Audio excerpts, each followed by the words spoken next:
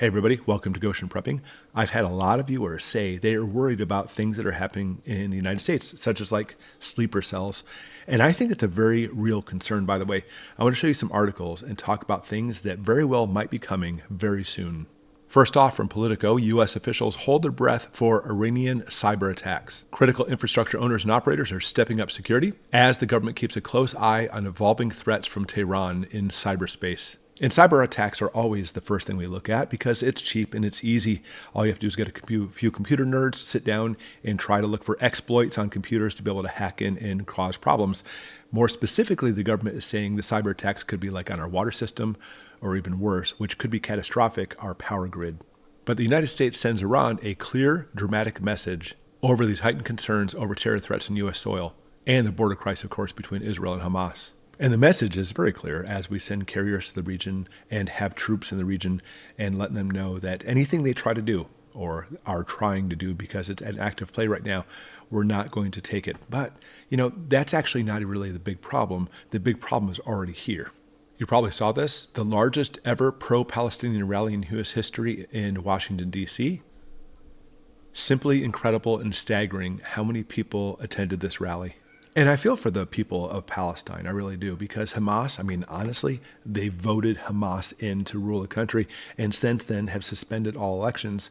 And the people there are simply just innocent people. There's a lot of really good people in the country itself are basically being held as hostages themselves. We're not talking about Israelis, we're talking about Palestinians because Hamas uses them as shields. And when they die, they'll say, look, Israel and America and all this are killing them. So what we're seeing is on the streets, a lot of these pro-Palestinian are pro-Palestinian, but what they're really doing is actually celebrating Hamas. They even have some of the terrorist garb on as they walk down the streets. They're completely misled as far as the whole situation. All right, but anyways, let's continue. Because these pro-Palestinian protesters were even shaking the White House, vandalizing it with red paint, you know what to do with Joe Biden. And that's where we're leading to because here we are again, just like a few years ago, we had protests in the United States, and they continuously allow these protests to be able to do things that go far beyond protesting.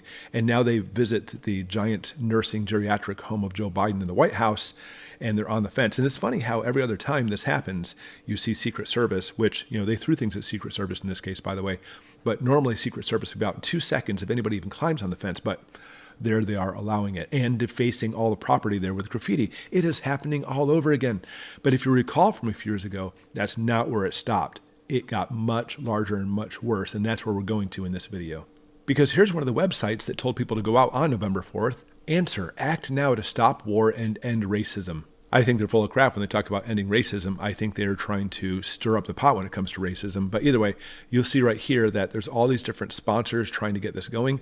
And they ended up on November 4th going into the Freedom Plaza in D.C., causing all these protests.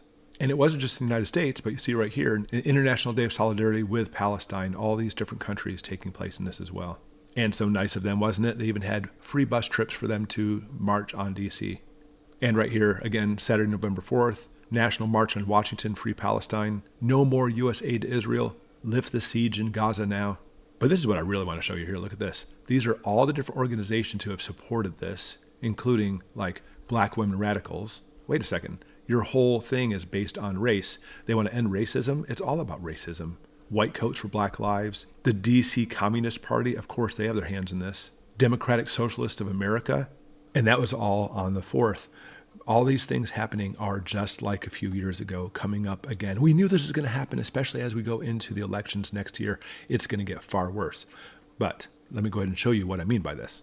And because here's their next event, Shut It Down for Palestine on November 9th, they are going to try to shut it down by having sit-ins and blockages and more of the protests that we've talked about as we've seen in the past. So it is escalating.